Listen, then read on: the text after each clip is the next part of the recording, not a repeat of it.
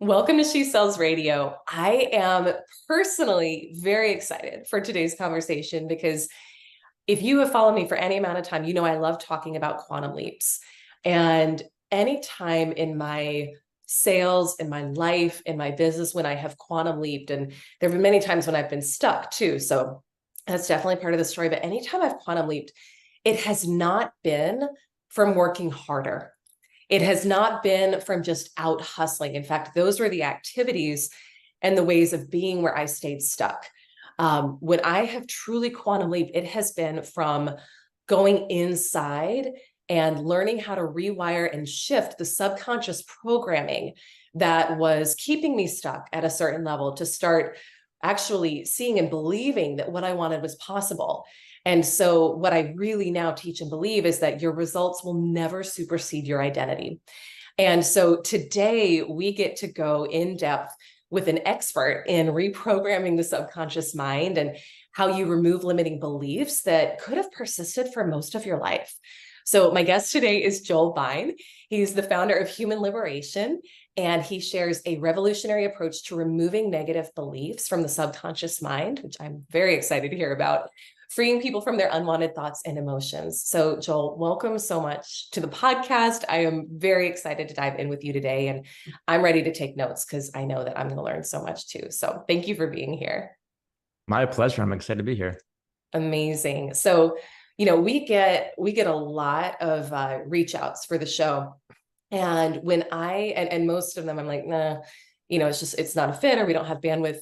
When I saw what you were doing and more about your work, I was like, yes, we need to have you on because this is the one thing that if people can learn how to do, it will transform not just their results, but I want to hear your thoughts on this too, but their peace and their happiness and their enjoyment of the process. So I'm so excited to hear more from you. And I know that anyone who has something that they teach and are passionate about, they usually have some sort of a backstory where they had to learn it for themselves or they had to overcome challenges in order to create this methodology. So would you share just a little bit more about your personal growth story and what even led you down this path of wanting to learn how to overcome limiting beliefs and then teaching so many other people how to do so?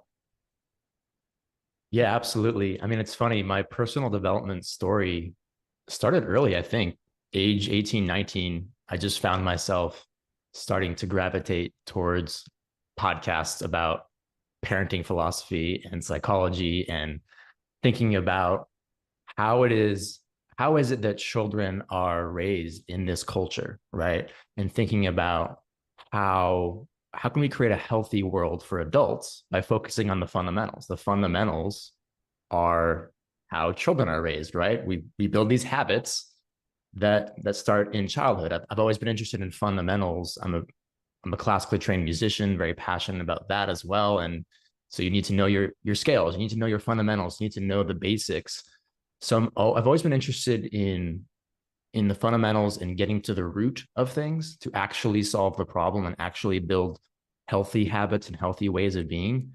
So that's one place it really started for me, coming out of a, less than ideal childhood for sure, and having, some chaos and dysfunction and just not really being my authentic self, not really being nurtured, because of course, because of my parents' own limitations and their own beliefs and their own unprocessed childhoods. And so I started gravitating towards that deep stuff from a young age, and then doing a lot of different personal development throughout my 20s and getting to know who I actually am. And then in my 30s, really beginning to apply that knowledge and sharing that authentic self with the world. And that's really when I came across in my early 30s this method that I'm now sharing with the world, which has been the most powerful tool I've come across to actually let go at the root of these conditioned beliefs that we're, as kids, we're trying to navigate our environments.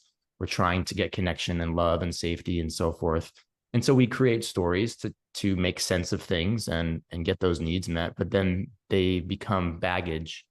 They get in the way, they become clutter as we move into adulthood. So it's actually getting to that root and and then you can free yourself fully. So that's kind of the high level backstory.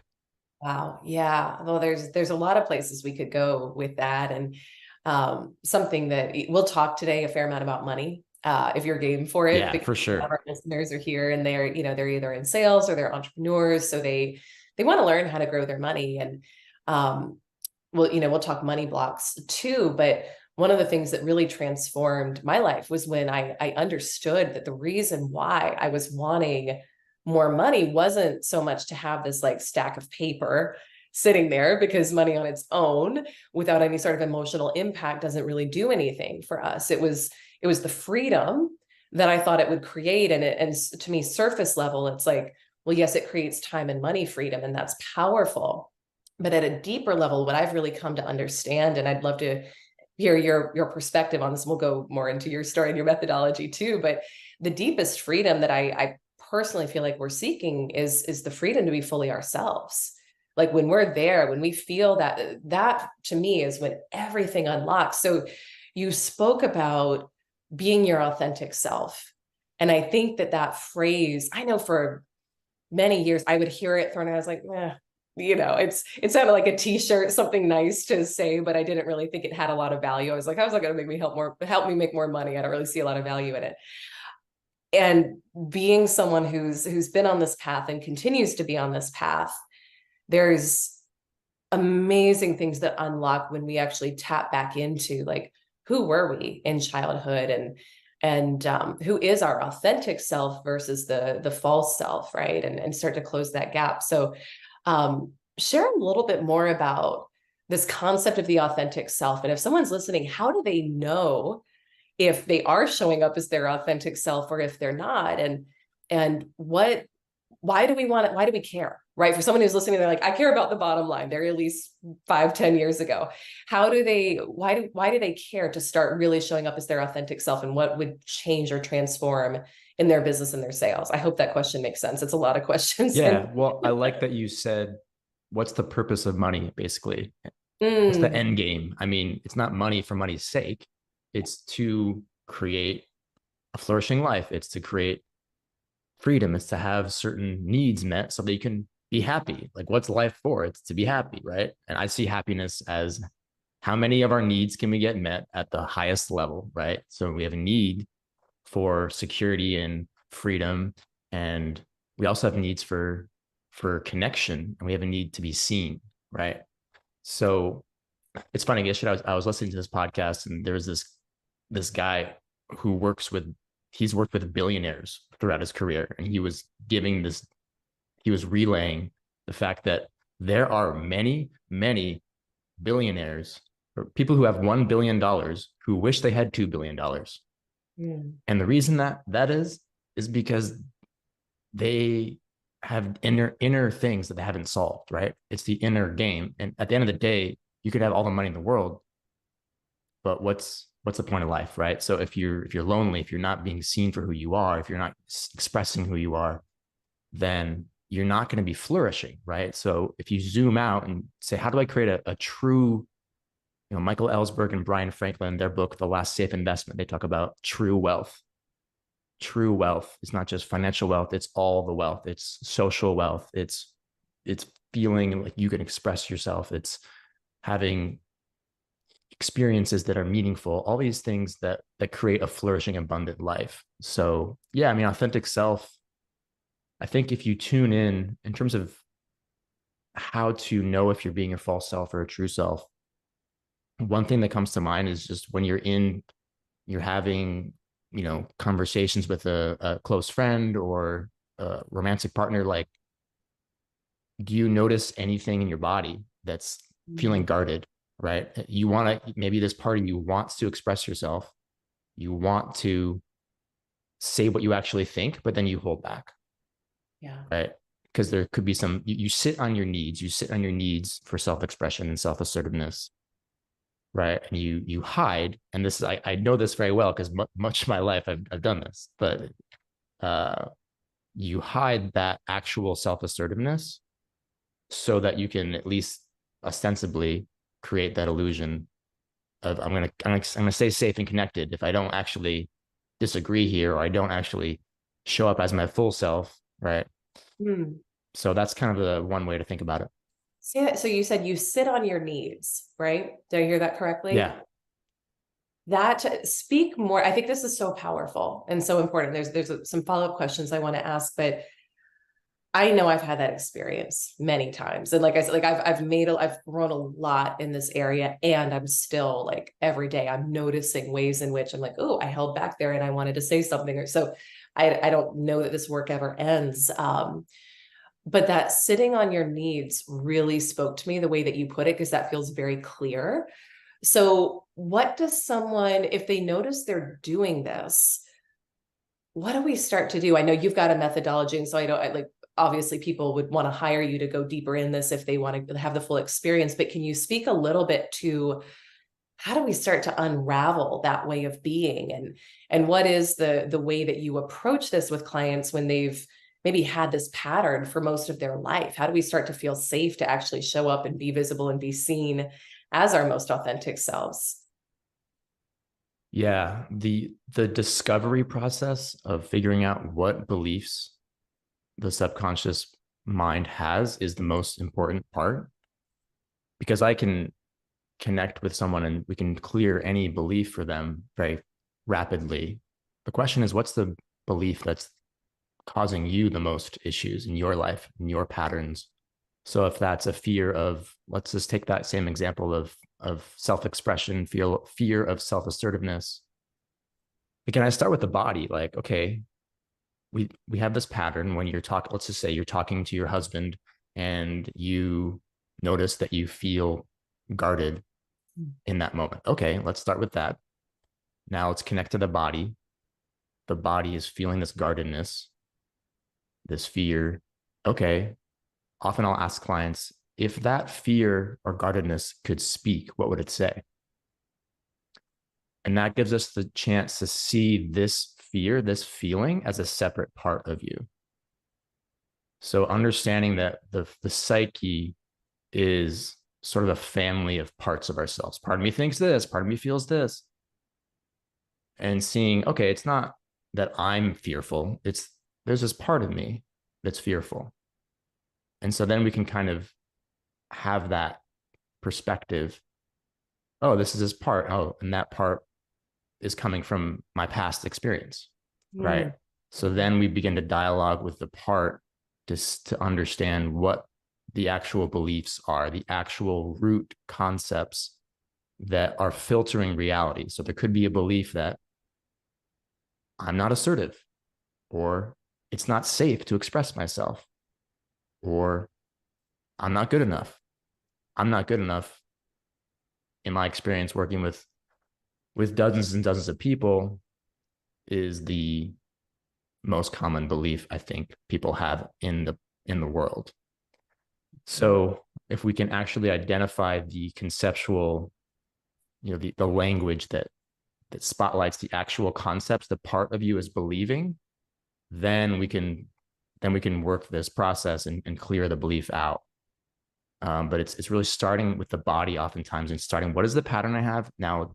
Connect to that part of you and figure out what that part of you is believing. Mm. That makes a ton of sense. Once we connect to that part of us and we're like, okay, I've got some clarity on what that part of me is believing, how do we start to shift it? Because I think you speak to, and I know a lot of people will teach affirmations, visualization, and I have an approach that I use in my own life, but I'm curious to hear from you. Like, is that how you shift it with your clients, or have you found something that's a more powerful approach? Because there's a lot of people listening who probably say, oh, I tried affirmations and it didn't work for me. I tried a vision board. I tried manifesting and it didn't work. So what's the gap? And is there a different or better way to clear those beliefs and then create, because we've got to replace it with a different belief, right? So what does that look like for you when you're working with clients? Yeah, I love this topic. Affirmations, I believe, are very valuable, but it is the case that many people struggle to gain value from them. And it's because the subconscious part is believing the opposite, perhaps. Mhm. So, I mean, I did affirmations for years, like, I'm enough, I'm enough, I'm enough. And I remember doing that, and it would give me this short term value, but then I also remember thinking deep down that it was nonsense. It was BS or what I was saying. Because deep down, I believed I'm not enough. So it's like trying to spray the dog doo-doo on the carpet with air freshener. It's like we need to actually clear out the problem. And then if you want to add air freshener to enhance things, if you want to add the affirmation to enhance things, I think that's great. But what I do is really just about the unlearning process. It's deprogramming. It's not focused at all on learning new things, on new affirmations, on reprogramming, on shifting this and changing and adding. It's subtracting. It's unlearning. It's pulling out the weeds. It's pulling out the weeds of the mental garden. You pull out the weeds, and then if you want to plant some new seeds that are wonderful affirmations for manifestation, all the good things, like, well, now we've cleared all this stuff that's getting in the way. So this is why people have there's like this caricature of affirmations, and like people are turned off sometimes by affirmations and visualization, because it doesn't work for a lot of people, because we have all these beliefs from parts of us that are holding on. And until we actually dialogue with the part of us that believes I'm not good enough, or I'm not enough, or money is evil, whatever it is, then we're just going to keep having this oppositional energy to the affirmation.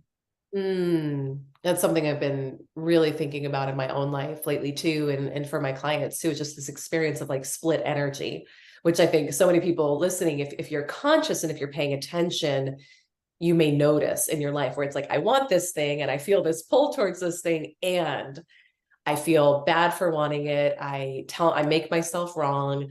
I feel like I always have to work so hard to get there. I beat myself up, etc. So this is not an Elise original. I don't know who said this originally, but I think this is where people get it messed up with law of attraction manifestation, is they think, well, you just sit there and you look at the vision board all day, or you affirm all day, and it happens. And no, because in life, we don't get what we want, we get what we are. Right. So to your point of, you got to clear out the weeds first before you can plant the new seeds. If there's a weed in there, like, you're going to attract based on that belief, based on that negative belief, even if it's not what you want. So I think it's I love the approach. Let's talk specifically to money and money blocks. So I don't know if you see this with your clients. A lot of the work I do with mine, and what we see with a lot of the members of the community, is around worthiness. So, we've got all genders in the community, obviously more women probably than men here, but what's, I see this so commonly with the women who come into our group programs, where they want another level of success. They want another level of abundance. And yet they don't feel worthy of it. They feel bad for wanting it. There can be old religious wounding about, you're going to be punished if you go for what you want, or you should feel shameful for more. Can you speak to those a little bit? Like, how do you approach those with clients? How do we start to break those? I know it's probably the same process, but let's make it specific to money right now, because I know this is a hot button for the community. Absolutely. I mean, money, I love talking about this, partially because it's the most taboo topic in the culture, I think. Yeah. And so getting curious about that taboo to start with can be an entry point into our money beliefs.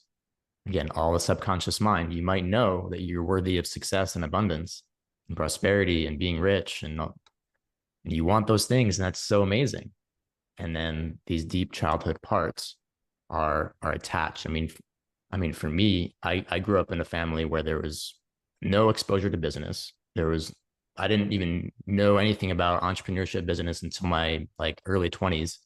There was no exposure to that. It was a world of, my parents were both in the public sector, and even implicitly, I learned that, making money is greedy, or rich people are selfish, or money is evil even. Yeah. And also, we just didn't have that much money, and there was that atmosphere in the home. And so beginning to reflect on the atmosphere you had in your home growing up is a great entry point. But yeah, I mean, I work with many of my clients. We'll work on usually 3 to 5 patterns over the course of our sessions together, but oftentimes one of those patterns is money blocks. There's many people I've worked with that they're making tons of money even, but they still have insecurities about money. They still have fear about the future. So yeah, getting conscious and just inviting awareness to beliefs like, I don't have enough money. Like, I'll invite people to listening right now, just if you just sit on that belief, does it resonate in your body? I don't have enough money. If there's a weight there, that means the part of you has a belief that's filtering your reality. If it sounds empty, it sounds ridiculous, like 2 + 2 = 5, that means the belief's not there. But that's kind of the sense test I'll have people recognize is, let's just say this belief. What's your gut check about it? Another common one is making money is hard. You know, when you actually think about it, and this is the dialogue I'll have sometimes with people in their parts, their parts of their subconscious mind. It's like, making money is hard. Is there any actual proof of that in terms of our sense data? Excuse me. So yeah, I mean, and I break this down more in the guide that I have. It's actually at thehumanliberation.co/Elise. I created this guide that talks more about the specifics about this. If people want to kind of get really into it, but basically it's recognizing that in these events growing up, you saw your parents struggling with the bills. Well, it's recognizing that you didn't actually see the belief, I don't have enough money. You just saw things, objects, people. You saw things with your eyes. You saw your mom or dad having a certain facial expression. You saw this bill, and then maybe you felt feelings in your body. You felt this tension or this insecurity. Okay, you had sense data coming in, you're experiencing, but the actual story, I don't have enough money, is not one of the pieces of sense data. We just create meaning. That's what we do. And it's totally understandable as a kid, especially. We are trying to understand our environments. We're trying to stay safe. We're trying to stay connected. We're trying to fit in. We're trying to maintain attachment to our parents, all the different like reasons that are. So we make meaning. We're meaning making machines as humans. So the thing is, we are unconsciously making meaning when we're having some of these challenging events growing up. And so when you actually recognize that the stories aren't in objective reality, it's something you created in your mind, then we can be free of it forever. Yeah. And the clients I've worked with is just like enormous shift over, like, not even, usually I work with people for 12 weeks. Sometimes I'll work with people. I had a client who his money blocks were, he rated it as a 10 out of 10 on week 1. And by week 8, he was 0. He was like, yeah, I'm good. Like, I just, it still blows my mind even sharing that. Like, I know it might sound like I'm trying to hype it up or something, but I'm just sharing we just keep shaving down beliefs, and then it's totally different. Yeah. Oh my gosh, that's so good.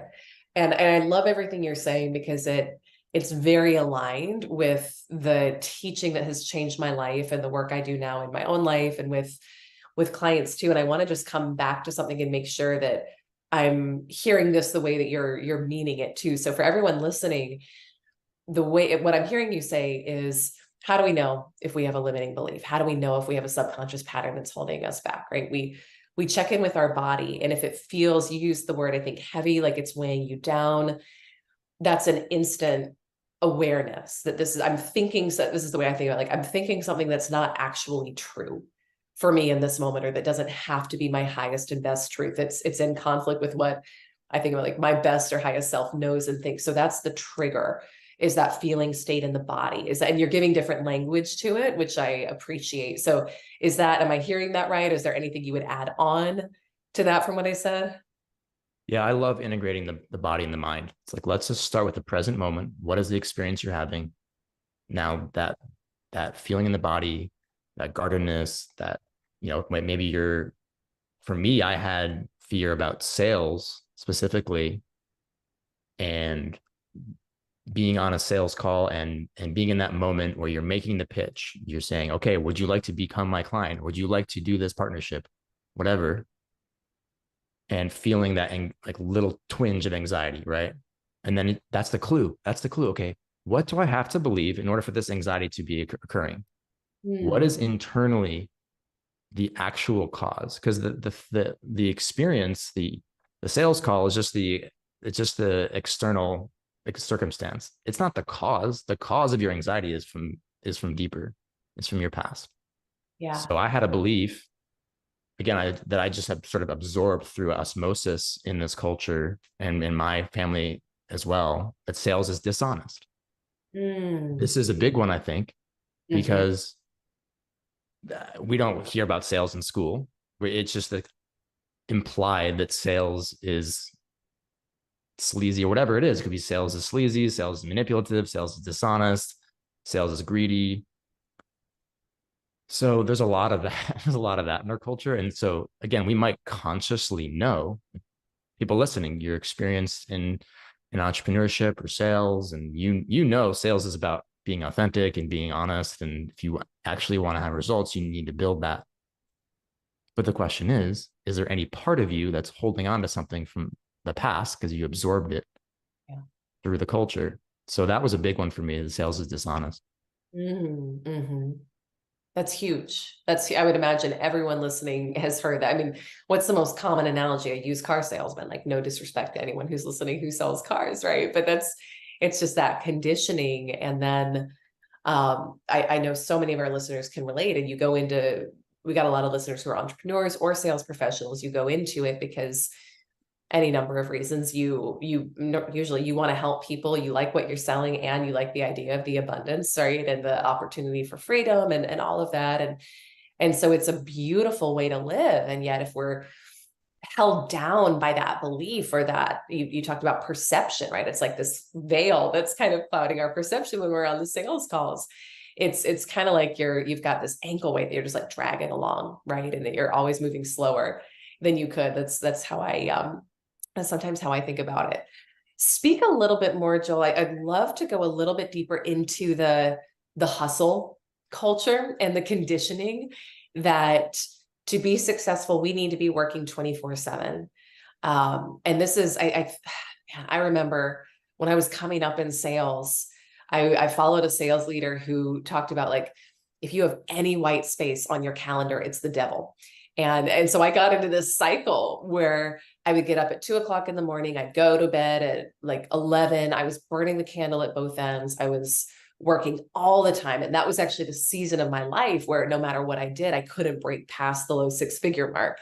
So I was working so hard all the time, feeling like it was just like moving through quicksand. But there was this weight and this you should be working, or else you're not being productive. You're going to fall behind. The competition is going to get your data. And this is pervasive in the business culture. So you spoke a little bit to this before, but I'd love to just go deeper into this. If someone is realizing that, yeah, I've got this condition, like, I feel like I need to be working all the time, and I feel guilty if I take a break, or I like feel guilty if I go outside and feel the sun on my face during the day, or we've got moms and dads listening, if I stop and play with my babies. How do we start to dismantle this and get past this? And what's your take on this approach to work? Yeah, this is one of my favorite topics.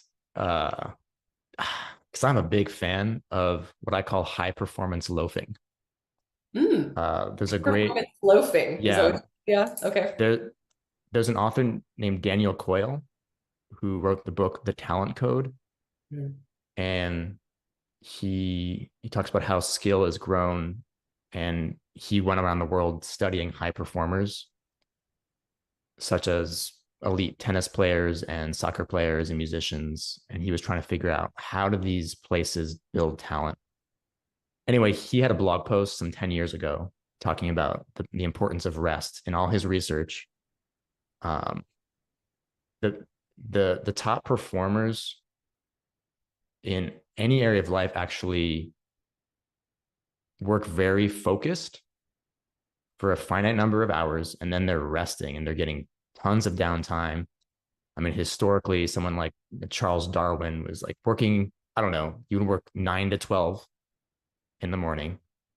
And then he was playing backgammon with his family. He was taking long walks, he's taking naps. Like, and this restoration time is essential for having for your brain to be, let's take sleep and napping. This is a huge opportunity for your brain to process information and to have insights and have to be refreshed and to be restoring, and taking long walks with no technology, having great ideas and from these long walks, and refreshing your mind and getting the endorphins. And we know these things, like people listening to podcasts, like we're hearing about the self-help and make sure you take time for yourself and self-care and all that stuff.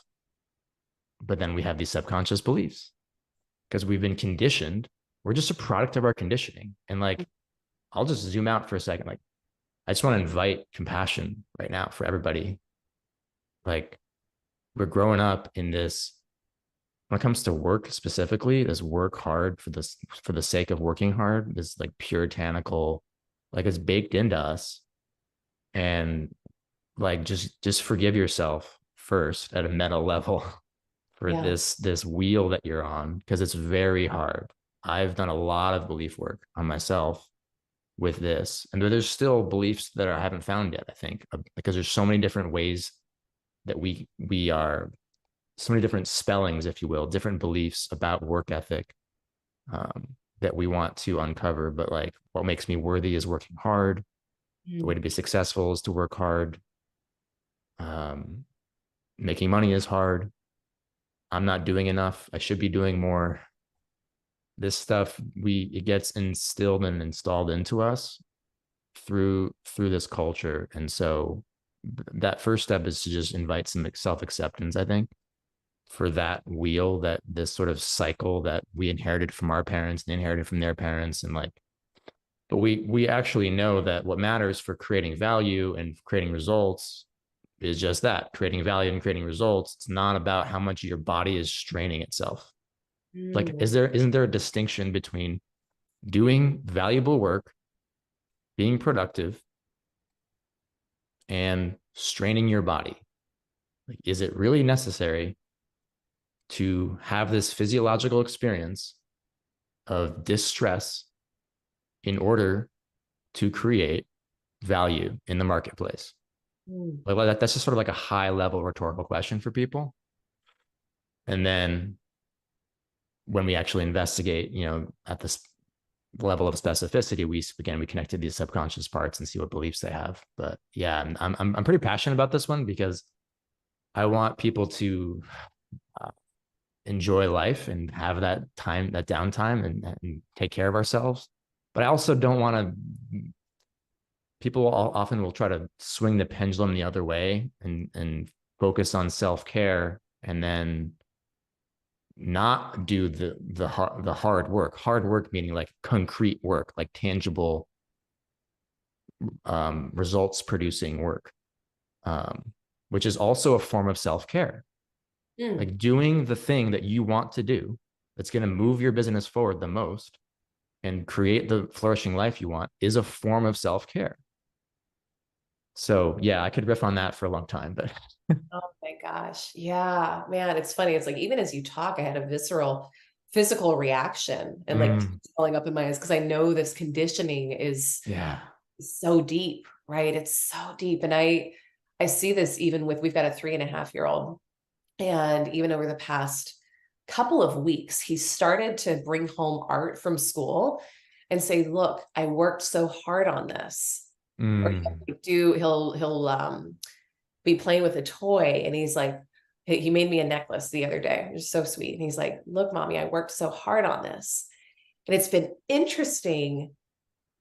Yeah, I feel like emotionally even talking about it, because I don't think we're pretty conscious in our household about we're very conscious in our household about our language. I don't think we're really talking a lot about working hard necessarily in the old way, because that's just something that both my partner and I are conscious to now in our lives. But maybe he heard it from us if we like said something offhanded, or maybe he heard it from school. But And to your point, there's nothing wrong with working hard when it's in the energy of, to me, creation. Like, what am I Yeah. creating that I Yeah. want to bring forth? And that's, but I don't know, to me, it doesn't feel like hard work. It feels like joy. It feels like fun. It feels exciting.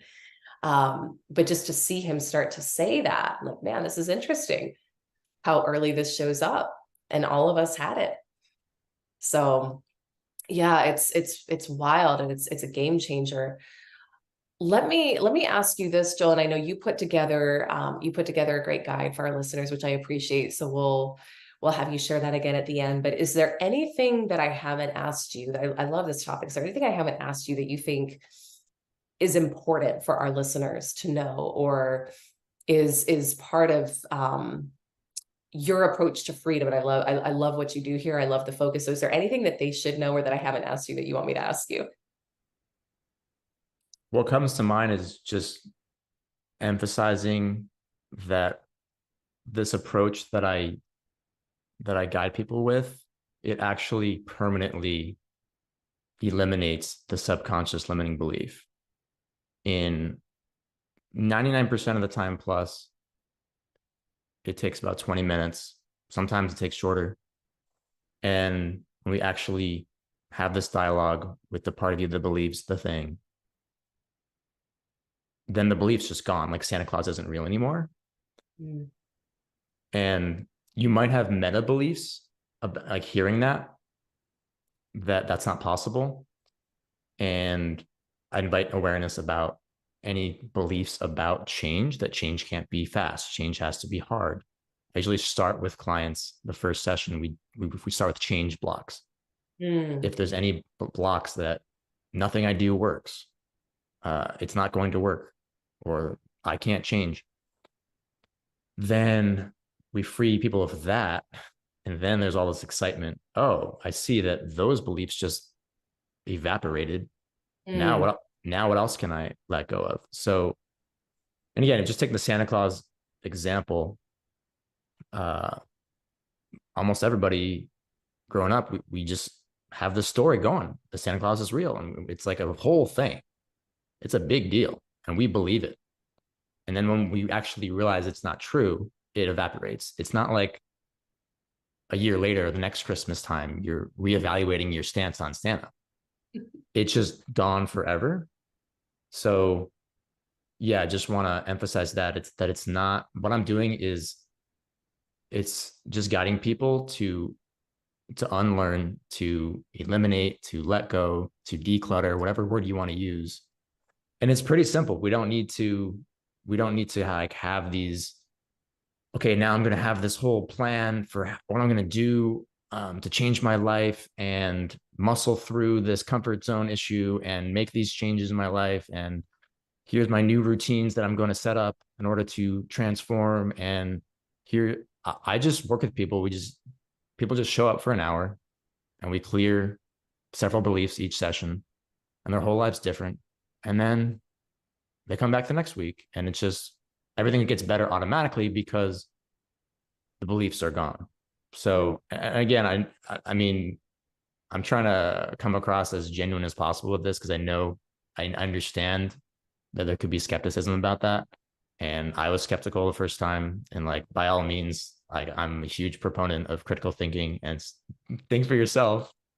Um, but like, it's just my experience. Like, my whole life's changed the past 3 years since learning this. Mm. And it's like my deeper purpose is to share this with as many people on the planet as possible, and like help people decondition. This is about more than business for me. This is like, how do we really heal the planet type stuff. So yeah. I'm with you. No, I'm so with you. The thing I say about our brand and our podcast even is like, sales is the Trojan horse, because I think that what happens when you learn these concepts and go deeper is like your whole life transforms and opens up. And I believe you about it can happen quickly, because that's the power of emotional impact. It can happen just like that if we're open. So and I've had that experience myself. This is amazing. Thank you so much. I know our listeners, my listeners love this type of conversation. And I think you've added a new and a fresh perspective that we've never talked about before on the show when it comes to this. So thank you so much. Share a little bit more. I know you put together a great guide, which I so appreciate, for our listeners. So you want to share a little bit more about that and how people can connect with you? Yeah, absolutely. And this has been an energizing conversation. I just really appreciate what you're doing. And Mm. the the guide is at thehumanliberation.co/Elise. And the guide is called Get to the Root, the Keys to Permanently End Negative Self-Talk. Mm. And yeah, that guide it expounds upon what I've said today in terms of understanding how our subconscious stories play out in our adult lives, and recognizing that we made meaning in childhood events. And so one of the cool things about the guide is I tuck in these little vignettes about my own childhood, Mm. and I share specific scenes, specific memories that are attached to specific limiting beliefs that I used to have.